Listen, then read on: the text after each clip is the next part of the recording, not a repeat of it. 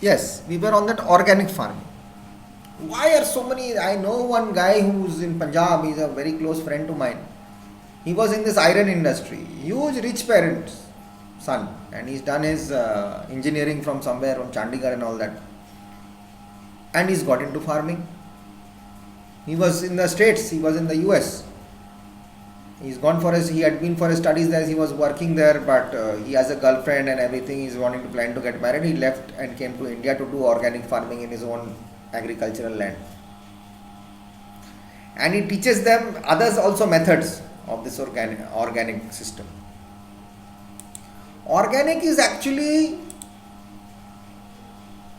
it avoids a large, totally you can say, excludes the use of synthetic inputs. What are the synthetic inputs? Fertilizers, we have pesticides, we have hormones, we have feed, and it relies upon the feasible crop rotation, crop residues, animal manure, of farm organic waste, mineral grade rock additives, and biological systems. With that, they culture the agricultural land, they get it ready.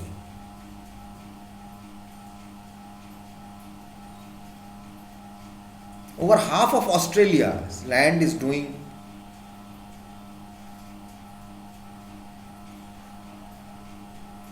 70 million hectares of land all over the world. More than half of Australia is doing farming on organic farming. Advantage is cost. Production cost becomes less. You don't need to buy expensive chemical or fertilizer. Healthier farm workers in the long term. Organic farm saves energy and protects the environment. It slows down global warming.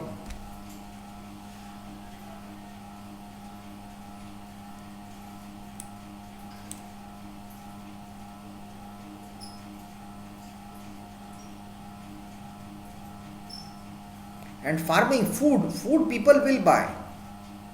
Today or tomorrow they'll buy. Once they come to know this is good, people will start buying.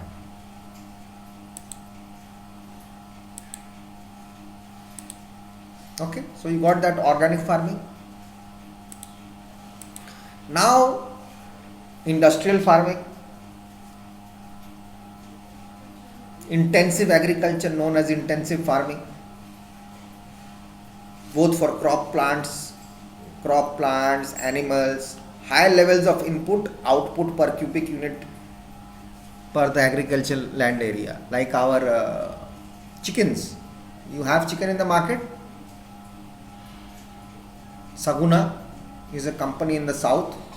They breed that chicken. Within so many days, that chicken will become big. At so much of kilos it will become. But that taste and the taste of a local village, your country hen is much more different, and country hens are much more expensive. So this is all, and mainly it depends upon the climate and the location.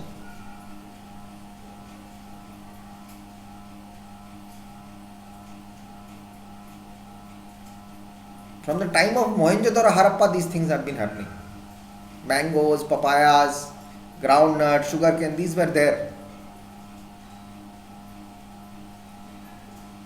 There is climate, irrigation farming is there, problems of irrigations are also there, shifting cultivation is there.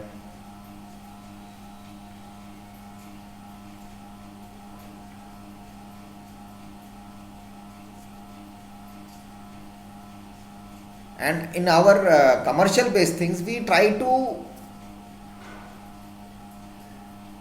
export as much as we can. The best product goes there.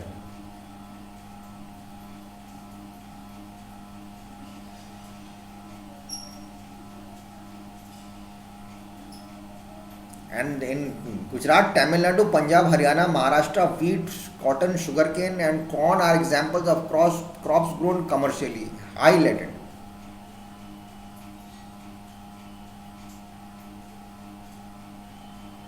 Intensive commercial farming, I told you.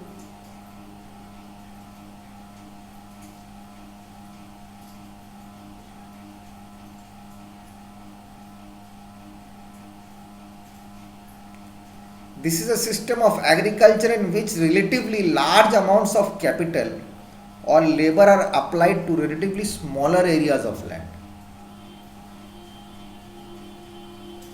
It is usually practiced where the population pressure is reducing the size of the land holdings. Land is less, people are more. West Bengal practices intensive commercial farming. We have got less land now, more people. Intensive work on the fields. Extensive commercial farming, this is a system of agriculture in which relatively small amounts of capital or labor investment are applied to relatively large areas. At times the land is left fallow to regain its fertility. It is mostly merchant mechanized because of the cost and availability of labor. The margin occurs of the agricultural system at a great distance from the market or on the poor land of limited potential and is usually practiced in Tarai regions of southern Nepal. That is, crops grown as sugarcane, rice and wheat. Plantation agriculture, a farm or an estate usually in a tropical or subtropical country where crops are grown for sale in distant markets rather than local consumption. Raw materials. Commercial grain farming. It is a response to farm mechanism or mechanization, and it is the major type of activity in the areas of low rainfall and low density of population where extensive farming is practiced. Crops are prone to the vagaries of weather and droughts, and monoculture of wheat is the general practice. Wheat doesn't need so much of water.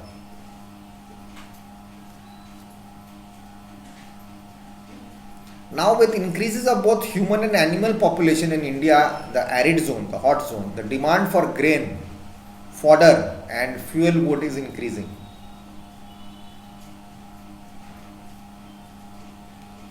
Agriculture is poor because of the uneven distribution of rainfall.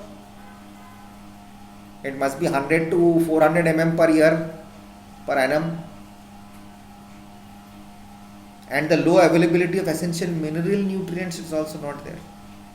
These demands can be met only by increasing production levels of these aridisols. What are aridisols?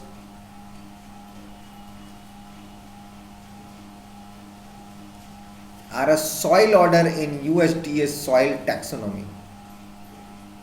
Aridisols form in an arid or semi-arid climate.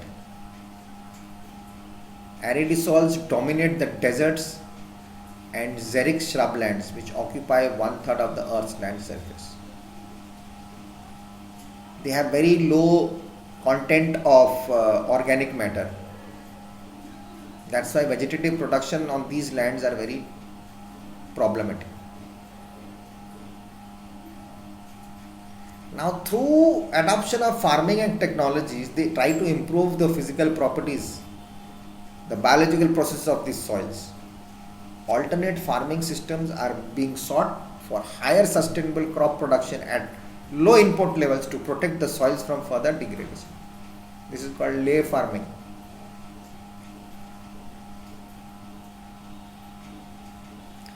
India's dry lands, lay farming is used to restore the soil fertility. Involves rotation of grasses, food grains in specific areas.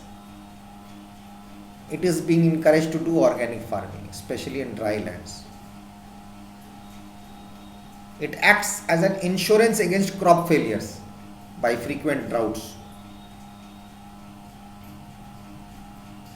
Because the soil often changes, biological process changes of the soil with different cropping systems. Tillage or management practices are used.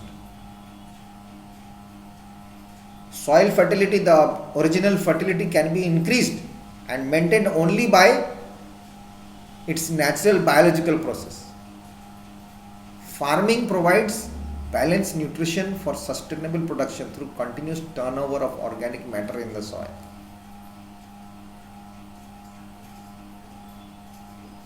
That means, suppose I have a pot, I bought a rose plant.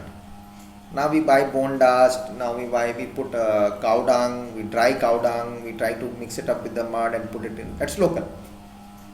The plant grows.